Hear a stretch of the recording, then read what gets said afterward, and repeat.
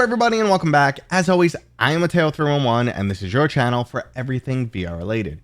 So today we have a long list of must-play VR titles. Now I'm going to separate it into specific genres, everything from free games, starter games, RPGs, you name it, I've got it covered. Now this is primarily for the Meta Quest. However, the vast majority of these games are multi-platform, so it doesn't matter if you're on PSVR, PSVR 2, PCVR, or the Quest 2, or even the Quest 3, I have you guys covered. Now there are of course links and timestamps if you want to skip ahead, but before we jump in, today's video is brought to you by Ridge. Now I've been using a Ridge wallet for over a year and I absolutely love it. It's just so much more comfortable than that bulky wallet, and look at this, it fits tons of cards, guys. Put my money in the strap here, I am good to go. So definitely recommend this over your old school wallet. And one thing that I absolutely love about Ridge is they have so many different designs, so it doesn't matter if you're looking for something flashy or simple, Ridge definitely has you covered. They also sell more than just wallets now, including custom keychain holders, rings, and they're also introducing new items for women. This is a great time to go ahead and pick up something from Ridge because they're celebrating their 11-year anniversary with limited time sales up to 30% off. So go ahead and use the link on screen or down in the description to get in on Ridge's limited time sale. Now, before I start breaking down this list, I just want to briefly mention starter games. If you're new to VR, certain titles may be overwhelming or could possibly induce some motion sickness. We want to avoid that. So definitely take it slow. And if you ever experience feeling overwhelmed, getting a little nauseous, get out of VR. You cannot push through it. Just slowly build up your VR legs. Now, throughout the video, I will denote games as starter games. I'll put a little star or some type of notification on them so that you know they're good if you're a VR noob. Other than that, if you don't experience any motion sickness, feel free to jump into whatever looks cool. But again, if it's a little overwhelming, yeah, follow that starter game recommendation. Additionally, if you have any titles that I didn't mention today, definitely go ahead and drop them in the comments. All right, let's start off with some free games.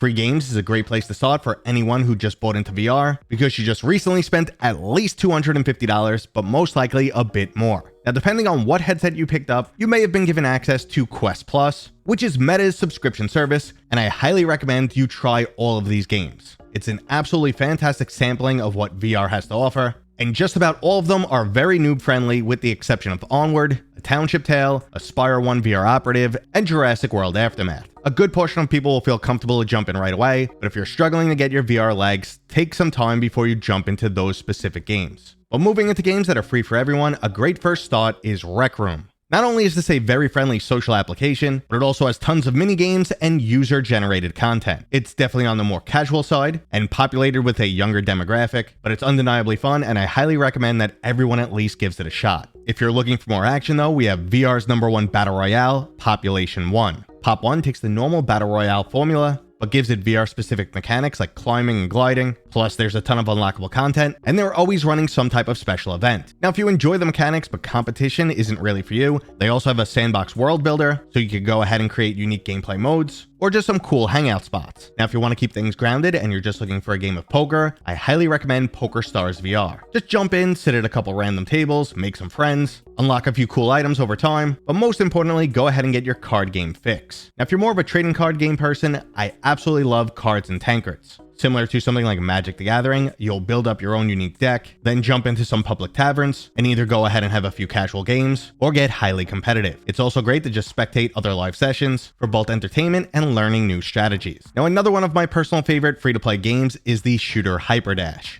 This arena shooter constantly offers up fast-paced action with an array of different gameplay modes. Some aspects that set it apart and make it perfect for VR is both the unique rail gliding mechanic and also the ability to perform multiple small teleportation hops. It feels absolutely fantastic in VR and creates a unique experience that you really can't get anywhere else. Now, speaking of unique, there's two more titles that I absolutely have to mention. The first one is the social application VR Chat, which is basically a whole new world for you to explore and meet new people. Now, VR social applications aren't for everyone, but I at least recommend you jump in a few times and find out what you're missing. And reluctantly, I'll say the same goes for Gorilla Tag. I personally don't understand how this title is so popular, but the overall VR community just eats it up. It features unique locomotion mechanics that'll feel like you're doing arm day at the gym, and it'll definitely take a while before you master movement. This is also basically just a wacky sandbox experience where people chase each other around, but like I said, it's extremely popular, and everyone should at least give it a shot. Now we're moving out of free titles and into more casual gameplay, which the MetaQuest is absolutely well suited for. The vast majority of people's first VR experience is with Beat Saber, and it's definitely a great go-to VR game. Now, while I am listing this as a casual game because it's so easy to just pick up, understand, and start playing immediately, it's also a title that can get extremely challenging and competitive. So if you end up loving the mechanics, this might be the only VR game you ever need, because Beat Games just keeps pumping out more and more soundtracks. The Quest also comes with a free demo of Beat Saber, so try it out and see if you like it. Now, another casual game that I like to start people off with is Space Pirate Trainer.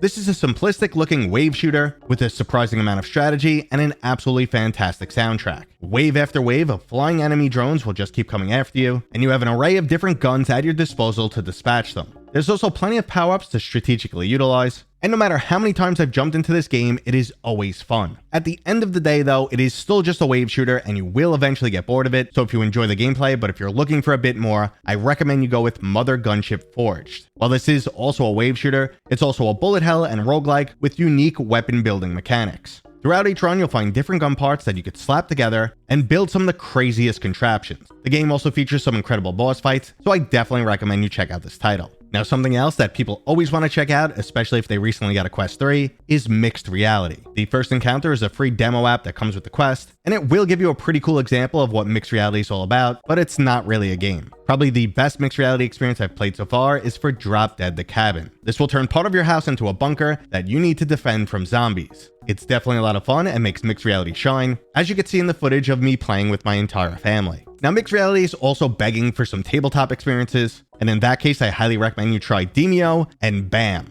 Now, Demeo is constantly referred to as Dungeons and Dragons in VR, but that's definitely not the case, and it's just more of a tabletop dungeon crawl experience. Regardless though, it's fantastic played in or out of mixed reality. Now, BAM is a much more casual party-style brawler. You control a little robot who needs to hold onto a crown as long as possible to win the game. So it's a fun little game of King of the Hill that you can enjoy both locally or over the internet. Now, if you're a fan of puzzle games, VR is absolutely perfect for this experience. It's almost like getting your own little personal, highly immersive escape room. At the top of my list is easily Red Matter 2, which not only features some truly challenging puzzles, but also delivers a fantastic and absolutely creepy storyline. It also just so happens to offer up some of the best graphics we've seen in VR. Now, if you want an even spookier atmosphere, there's Seventh Guest. This is a remake of a classic video game, and they definitely did the original justice. You'll wander through a haunted house, solving puzzles, and witnessing what all the ghostly inhabitants are up to. They utilized a really cool technology in this game where they actually filmed people who were then brought into the game's 3D environments as ghostly apparitions. But if you prefer your puzzles to be on the fun side, I have to recommend I Expect You to Die. This is an absolutely hilarious and extremely quirky escape room where death is around every corner. Working as Agent Phoenix, the top spy in the industry, you'll be disarming bombs, infiltrating enemy headquarters, and of course fighting for your life as enemy after enemy tries to catch you in a trap. The I Expect You to Die series now has 3 titles and also a free mixed reality demo, all of which I highly recommend. Now, if you're a fan of platformers, the go-to game is Moss. Moss Book 1 and 2 is an absolutely magical series. I originally turned my nose up at this game thinking it just wasn't my style, but after finally trying it, I absolutely fell in love. There's stunningly beautiful environments, clever puzzles, excellent combat, and easily one of VR's most memorable characters, Quill the Mouse. She's absolutely adorable, and by the end of the game, you'll feel like you two are close buddies. Now, moving into the most overpopulated genre of VR, we have the roguelikes. When it comes to VR, it feels like you can't throw a stick without hitting a couple roguelikes, but I will say some stand out much higher than others. 2 of my personal recommendations include the fighting titles Until You Fall and Underdogs. Until You Fall drops you into this neon-colored, fantasy, creature-filled world that'll have you dodging, blocking, and countering attacks with an array of different weapons that you get to dual wield. Not only will this game challenge your skills, but also your cardio, as it's extremely intense. It's an older title, but still easily one of my favorite VR games of all time.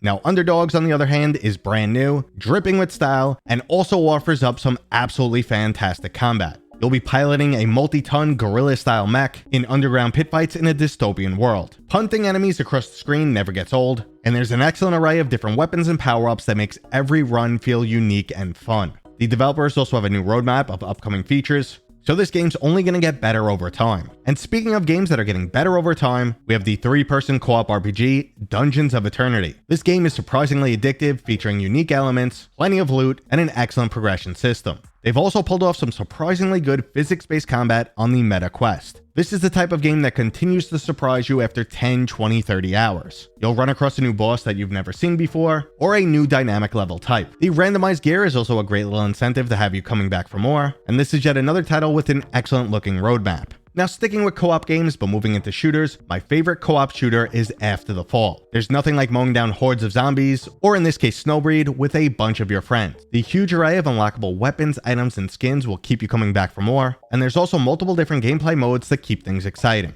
Now, if you're looking for a PvP shooter, I'm going to speedrun the options and compare them to their flat screen equivalents. Ghost of Spore is your typical extraction shooter. It's similar to something like Escape from Tarkov. You'll jump into the world, loot, kill any threats you see, or basically anything that moves, and hopefully make it back out alive. For a more tactical military style sim, we have Onward, which can definitely be a bit overwhelming and too realistic for some people, but for many others, it's a fan favorite. If you enjoy Battle Royale, I've already mentioned Population 1, but there is also a new title sliding onto the scene, which is Contractor Showdown, which isn't available just yet, but it's looking pretty damn good. If you're more of a Call of Duty guy, I recommend the original Contractors, which also happens to have an array of amazing mods. There's Breachers for those who enjoy the tactical combat found in games like Rainbow Six Siege. You'll get an array of different weapons and devices to help you defend or breach a location, and it's definitely a unique VR experience. And finally, we have VR's Counter-Strike, which is Pavlov. It's honestly a clone of Counter-Strike, featuring similar maps, gameplay modes, and even the same type of mods. Overall, besides Hyperdash, this has been my #1 favorite competitive shooter, but then again, it all comes down to the style of gameplay you're looking for. Now I'll briefly mention the horror genre, which isn't really my style. Most people's go-to game will be Five Nights at Freddy's Help Wanted, so if you like that type of creepy jump scare action, sure, go ahead, play it, it's just not for me. I prefer more of the action horror shooter genre, with games like Resident Evil 4 and Lies Beneath. Resident Evil 4 is a remake of the classic game, and I highly recommend it for those who enjoyed the original or those who have never experienced it at all. I'm a bit of a coward when it comes to VR horror-themed games, but Resident Evil 4 wasn't that much to handle, and I thoroughly enjoyed the experience. Lies Beneath, on the other hand, was definitely a bit creepier, but definitely another unique horror-themed experience that I highly recommend. It features some excellent audio, cool comic book style graphics, and a trippy storyline that'll have you wondering what the heck is going on. And now I'll finish this video off with my favorite Quest game. I'm sure if you guys follow the channel, you know what it's going to be. That's Asgard's Wrath 2. I absolutely love this game. It is a single player RPG. It's massive, like 100 hours long, this huge single player experience, plus a built-in roguelike game that I play basically every day. It's just super addictive. Honestly, if you're an RPG fan, I highly recommend it. One of my favorite overall VR experiences. I know it's not as pretty as the original game, but overall what it brings to the table in terms of gameplay, combat, just writing, overall depth, it's just absolutely fantastic. I know a lot of you guys are sick of me hearing me go on and on about this game, but I love it. So those are the games that I highly recommend you check out. Like I said, I will denote which games are starter games if you're brand new to VR. Now, if you have other titles on your list that you highly recommend, drop them in the comments. I want to know what they are. And if you disagree with any game that I mentioned, I want to hear that too. I'm always curious about what you guys are thinking. Now, that was today's video. If you enjoyed it, you know what to do. Thumbs up. If you're new here, please consider subscribing. Honestly, like only 20% of the viewers of my channel are subscribed. So the other 80%, what are you doing, guys? Come on, it's just one click away. Thanks for watching. Subscribe for my daddy. Good job. Bye.